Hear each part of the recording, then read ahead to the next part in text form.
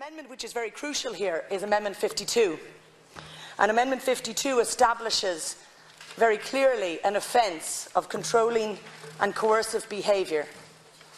And to be frank, the arguments which we have heard against the introduction of this very necessary offence have been inadequate. They've talked to the complexity, but we know that all law comes with complexities. And they go also against the advice we've had from really all of the NGOs working in this area. And I just want to mention a case which has emerged in the interim period since we last debated Amendment 52.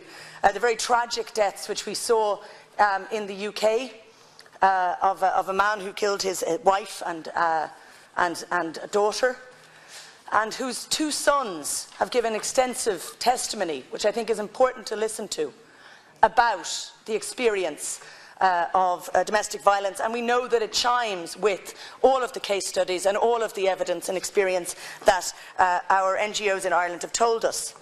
They talked again and again about the word controlling, a controlling vitriolic bully.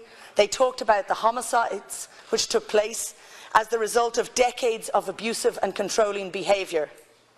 They talked about these not being a single event, but rather a culmination of a lifetime of struggle. And it is also very notable that this premeditated, it seems from the evidence, crime took place after his wife and his daughter had looked to establish themselves separately in a separate home. The reason that this is important is there is a real concern that our legislation as it stands at the moment is not adequate. It is not adequate to talk about assault when we don't talk about the patterns of behaviour surrounding that. We cannot talk about individual events. It is not adequate to talk about harassment, and we know if we look to the transcripts of cases, when people go into court, the kinds of things you get asked in relation to assault and to harassment is, why are you responding to the texts? Why did you return to the house?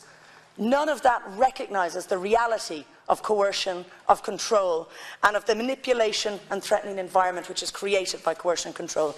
Yes, it is a difficult area for us to step into, but it is a much more difficult area for the women predominantly, but also women, children, men who live in that environment. And it behoves us as a state to engage with this.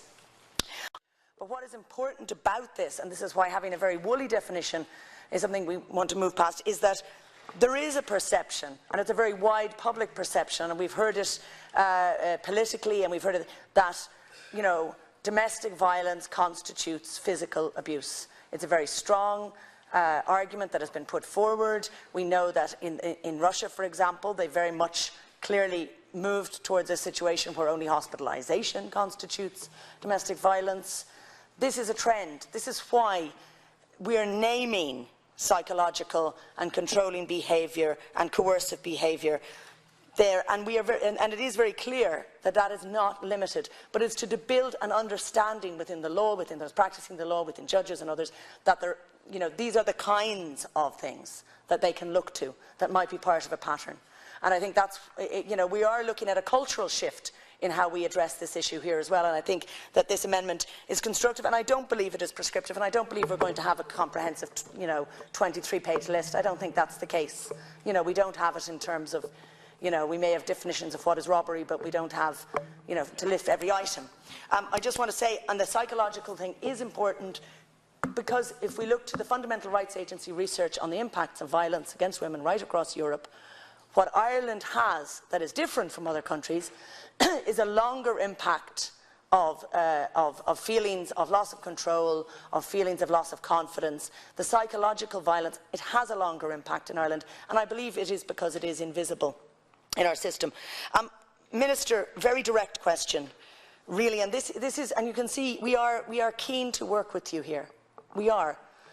I will be honest that in terms of Amendment 52, I believe that the crime of controlling and coercive behaviour is one we need to have something in this legislation leaving committee stage, and then personally I would be very happy to work with you, and I'm sure others would be very happy to work with you, to improve that at report stage.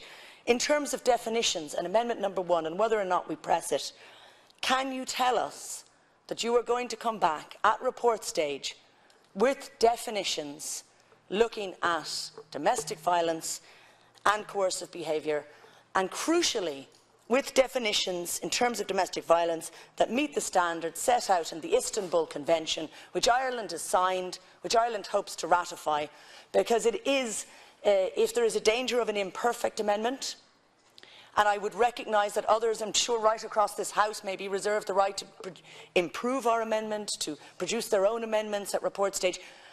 But if there is a risk in an imperfect amendment, there is a greater risk in not fulfilling our obligations under the Istanbul Convention by having a definition of domestic violence in this legislation. So, Minister, direct question.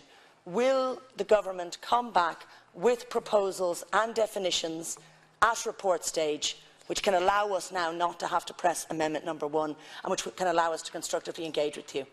An open mind is not enough. We need a promise in this.